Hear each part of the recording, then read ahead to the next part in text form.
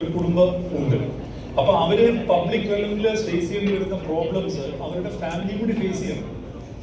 നമ്മള് അങ്ങനെ ഒരു പിന്നെ എന്തെങ്കിലും ഒരു ആരോപണ വിധേയനായിട്ട് നമ്മുടെ വീട്ടിലേക്ക് കയറി ചെല്ലുമ്പോൾ നമ്മുടെ പങ്കാളിയെ നമ്മൾ കാണണം, നമ്മുടെ മക്കളെ കാണണം, കൊച്ചുമക്കളെ കാണണം, സുഹൃത്തുക്കളെ കാണണം. അതിന് വേറൊരു മൊമെന്റും വേറൊരു കോൺഫ്ലിക്റ്റും ഇല്ല. അത് നമ്മളാരും അറിയുന്നില്ല. അത്തരം ഒരു സ്പേസിലേക്കാണ് ഈ സിനിമ കൂടുതൽ കോൺസെൻട്രേറ്റ് ചെയ്യുന്നത്. വീടിന്റെ അകത്തളത്തിലേക്കാണ് ഈ സിനിമ കൂടുതൽ കോൺസെൻട്രേറ്റ് ചെയ്യുന്നതെന്ന് പറഞ്ഞുകൊണ്ട് നമ്മളിത് അവസാനിപ്പിക്കുകയാണ്. എല്ലാവരും ക്ഷണം സ്വീകരിച്ചെത്തിയതിന് നന്ദി. വിളിച്ചായ കാണുക. ഈ അഭിപ്രായങ്ങളൊക്കെ നിങ്ങൾ ഫ്രീ ആയിട്ട് എക്സ്പ്രസ് ചെയ്യട്ടെ. എനിക്ക് ഞാൻ കുറേ പറഞ്ഞല്ലേ, എത്രയും സിനിമകൾ അഭിനയിച്ചെങ്കിലും ഞാൻ ഇതുപോലൊരു ഡയറക്ഷനിൽ ഞാനിപ്പോൾ ഇരുന്നുകൊണ്ട് പറഞ്ഞല്ല ഞാൻ ആദ്യമായിട്ട് അഭിനയിക്കുന്നത്. കാരണം ഒരു കുറേ ഡയലോഗുകൾ ഞാനത് പറയാനുള്ള കുറേ ഡയലോഗുകൾ ഞാൻ ബൈഹാർട്ട് പഠിച്ച് വെച്ച് അതെങ്ങനെയായിരിക്കും എടുക്കണമെന്ന് ഇത്ര സിനിമകൾ അഭിനയിച്ചതിൻ്റെ എക്സ്പീരിയൻസ് വെച്ച് ഞാനിങ്ങനെ മനസ്സിലത് പഠിച്ചു വെച്ചു. പക്ഷേ ഉണ്ണിയേട്ടനത് എടുത്തത് വേറൊരു പാറ്റേണിലാണ്. അപ്പം അങ്ങനെ ഞാനത് പഠിച്ചു വെച്ചിട്ട് വിഷമം കൊണ്ടല്ല ഞാൻ പറയണത്. അതല്ലാതെ എടുത്തു കഴിഞ്ഞപ്പോൾ അതിൻ്റെ ഒരു ഭംഗി സ്ക്രീനിൽ കാണാൻ പറ്റി, ഭയങ്കരമായിട്ട് അഭിനയിക്കാനും പറ്റി, ഭയങ്കരമായിട്ടും തന്നെ എൻ്റെ കഴിവനുസരിച്ചിട്ട്. അപ്പോൾ ആദ്യത്തെ ഷോട്ട് കഴിഞ്ഞപ്പോൾ ഞാൻ ചോദിച്ചു ശരിയായോ, പറഞ്ഞു ഓക്കെ.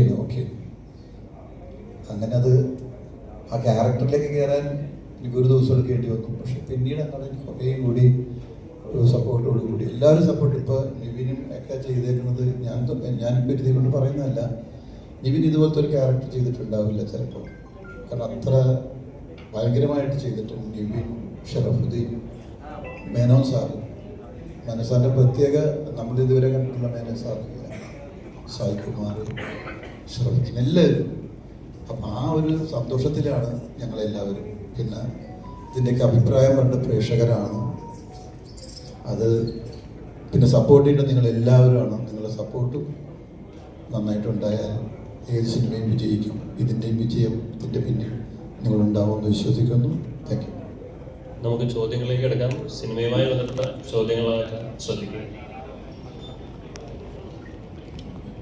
ചോദിച്ചു ആയിക്കോടാം.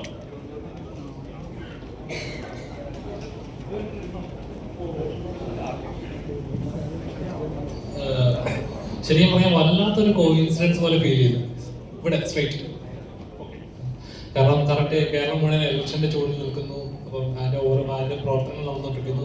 കൃത്യം ഇലക്ഷന് ഇത്ര ദിവസങ്ങൾക്ക് മുമ്പ് തന്നെ ഇതുപോലൊരു ചിത്രം വരുന്നു, അതും പൊളിറ്റിക്കൽ റിലേറ്റഡ്. വല്ലാത്തൊരു കോയിൻസിഡൻസ് ഫീൽ ചെയ്തു. അപ്പൊ വളരെ അധ്വാനിക്കുന്ന ഒരുപാട് ആളുകൾ ഇതിനകത്തുണ്ട്. അവർക്കൊക്കെ രോഗങ്ങളുള്ളവരുണ്ട്, വൈഷമ്യങ്ങളുള്ളവരുണ്ട്. അപ്പൊ കൃത്യമായിട്ട് സിനിമയ്ക്ക് ഒരു സമയവ്യവസ്ഥയുണ്ട്. ആ സമയവ്യവസ്ഥ പാലിക്കപ്പെടണം. അത് ഏത് സെറ്റിലായാലും പാലിക്കപ്പെടണം. എൻ്റെ സെറ്റിലത് ഞാൻ പാലിക്കുന്നു, ബാക്കിയുള്ള സെറ്റിലുകളിൽ ബാക്കിയുള്ളവർ ഇത് പാലിക്കുമെന്ന് പ്രതീക്ഷിക്കുന്നു. പിന്നെ ക്രൗഡൊക്കെ കുറേ ഉണ്ടായിരുന്നു. അതൊക്കെ നമ്മൾ മാനേജ് ചെയ്ത് ഇതിൻ്റെ ഒരു പ്രോജക്റ്റ് ഡിസൈനിൻ്റെ ഭാഗമായിട്ട് നമ്മൾ മാനേജ് ചെയ്ത് മുൻകൂട്ടി കണ്ട് പ്ലാൻ ചെയ്ത് തന്നെയാണ് പോയത്. ഏതാണ്ട് 100 ദിവസം കൂടുതൽ നമ്മൾ ഷൂട്ട് ചെയ്തിരുന്നു. അതുകൊണ്ടാണ് ഞാൻ പറഞ്ഞത് വലിയ വലിപ്പമുള്ളൊരു സിനിമയാണ്. അതിൻ്റെതായിട്ടുള്ള വൈഷമ്യങ്ങളും ഉണ്ട്, അതിൻ്റെതായിട്ടുള്ള ആനന്ദമുണ്ട് ഈ സിനിമയ്ക്കകത്ത്.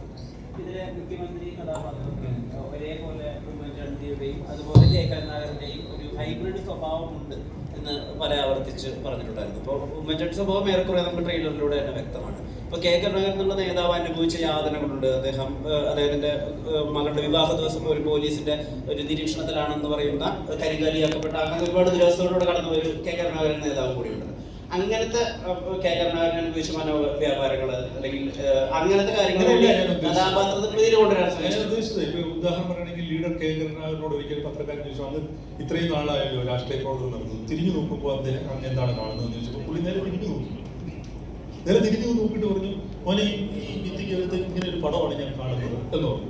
അങ്ങനെ പറയുന്ന ഒരു കെ കരുണാകരനുണ്ട്, ഭയങ്കര ടങ്ങിൻ ചീക്കായിട്ട് സംസാരിക്കുന്നത്. അത്രയും ചില ട്രെയ്റ്റ്സ് ഈ കഥാപാത്രത്തിലുണ്ട്.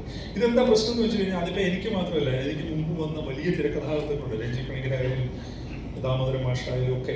അപ്പം നമുക്കിത് സമൂഹത്തിൽ നിന്നും നമ്മൾ കാണുന്ന ആളുകളിൽ നിന്നുമാണ് നമ്മൾ ഇതിന്റെ എലിമെന്റ്സ് സ്വീകരിക്കുന്നത്. എന്ന് വെച്ചാൽ അവരല്ലാതെ അതിനകത്ത് ഒരുപാട് ഫിക്ഷൻ. ഇപ്പൊ നമുക്ക് നിങ്ങൾ എപ്പോഴും ഉമ്മൻചാണ്ടി എന്ന് പറയുന്നുണ്ട്. അദ്ദേഹത്തിന് 2 പെൺകുട്ടികളും ഒരു മകനുമാണ്. ഈ സിനിമയിൽ 2 ആൺകുട്ടികളാണ്. പക്ഷേ ഇങ്ങനത്തെ ഇതിലുള്ള നന്മയുടെ സത്തുണ്ടല്ലോ. ഇപ്പൊ കേരളം വികസനത്തിനോടൊപ്പം ചേർന്ന് നിന്നത്, അല്ലെങ്കിൽ ഇപ്പൊ ഉമ്മൻചാണ്ടി കല്ലെറിഞ്ഞ അദ്ദേഹത്തിനോട് കേസ് എടുക്കണ്ട എന്ന് പറഞ്ഞ നന്മ വശം, അതൊക്കെ ശരിക്കും സിനിമാറ്റിക്കലി കൂടി യൂസ് ചെയ്യാൻ പറ്റാവുന്ന ഒരു നന്മയുടെ ആർക്ക് കൊടുക്കാവുന്ന ഏരിയ അല്ലേ എന്നാ ചോദിക്കും. അതൊക്കെ നോക്കാം, സിനിമ കാണാം, ഒരു ദിവസം കൂടി അത് മനസ്സിലാവും. അതിൽ എന്തോരം വ്യത്യസ്തമാണ് പ്രതിച്ഛായ എന്നുള്ളത് ഒരു കാര്യമുണ്ട്. രണ്ട്, അതിനുവേണ്ടി ഒരു പേഴ്സണൽ എഫേർട്ട് എങ്ങനെ അതിലേക്ക് കൊണ്ടുവരാനുള്ളത്? ആ രണ്ട് സിനിമയിൽ ഇതിനൊരു കമ്പാരിസൺ ഇല്ല. സഖാവ് ഒരു വേറെ കഥ പറയുന്നൊരു സിനിമയാണ്. ഞാൻ ഭയങ്കരമായിട്ട് എൻജോയ് ചെയ്തൊരു പടമാണ്.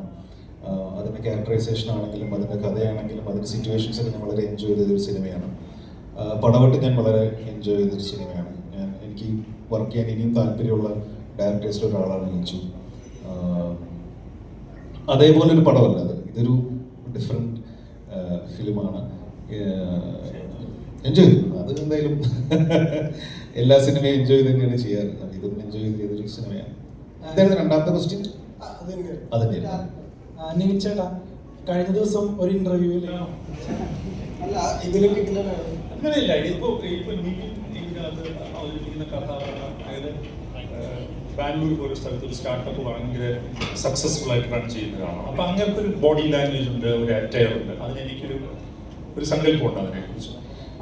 അശോകന്റെ കഥാപാത്രത്തെ കുറിച്ചും എനിക്കൊരു സങ്കല്പം. അപ്പൊ അത് ഞാൻ എൻ്റെ ടീമുമായിട്ട് ഷെയർ ചെയ്യും. എൻ്റെ കോസ്റ്റ്യൂം നോക്കുന്ന ആളായിട്ടും DOP ആയിട്ടും ആർട്ട് ഡയറക്ടറുമായിട്ടും ഷെയർ ചെയ്യും. എന്നിട്ട് അതിന് മൊത്തം ഒരു കളർ പാലറ്റ് ഉണ്ടാക്കി അവരുടെ ലുക്കൊക്കെ ഒന്ന് വർക്ക് ചെയ്ത് അങ്ങനെ ചെയ്യുമ്പോൾ അതിനകത്ത് ഒരു വൃത്തി വന്നു പോകും. അത് മെയിൻറ്റെയിൻ ചെയ്യാൻ നോക്കിയുള്ളൂ. അല്ലാതെ അതിനെക്കുറിച്ച് ഇത്രയധികം നമ്മൾ അങ്ങനെ വേണം എന്നുള്ളത്. ഇപ്പോൾ ഗ്രാൻഡ് മാസ്റ്റർ എന്ന് പറയുന്ന ഒരു സിനിമ ഞാൻ ചെയ്യുമ്പോൾ മോഹൻലാൽ സാറിനെ ഇപ്പോൾ നിങ്ങൾ ശ്രദ്ധിച്ചു കഴിഞ്ഞാൽ അറിയാം, അദ്ദേഹത്തിൻ്റെ ഇൻട്രഡക്ഷനിൽ ഒരു വൈറ്റ് ലിനൻ ഡ്രസ്സാണ് അദ്ദേഹം ഇട്ടിരിക്കുന്നത്. പോകെ അദ്ദേഹം ആ കഥാപാത്രം ഭയങ്കര ലേറ്റ് ബാക്ക് ആയിട്ടുള്ളൊരു കഥാപാത്രമാണ്, അലസനായിട്ടുള്ള കഥാപാത്രം. പോകെ ഹാർഷ് കളേഴ്സിലേക്ക് അത് കയറി എന്നിട്ട് ഏറ്റവും അവസാനം ഒരു ബ്ലാക്ക് ഡ്രസ്സിലാണ്. ഈ സിനിമയിൽ അതിനൊരു റിവേഴ്സ് ഉണ്ട്, അത് നിങ്ങൾ കണ്ടു കഴിഞ്ഞാൽ മനസ്സിലാവും. അങ്ങനെ അത്രയും കാര്യങ്ങൾ ശ്രദ്ധിക്കും. ഇപ്പൊ സംസാരിക്കുമ്പോൾ പോലെ രണ്ടാം പിണറായി സർക്കാരിലാണ് നമ്മൾ ഉണ്ട്.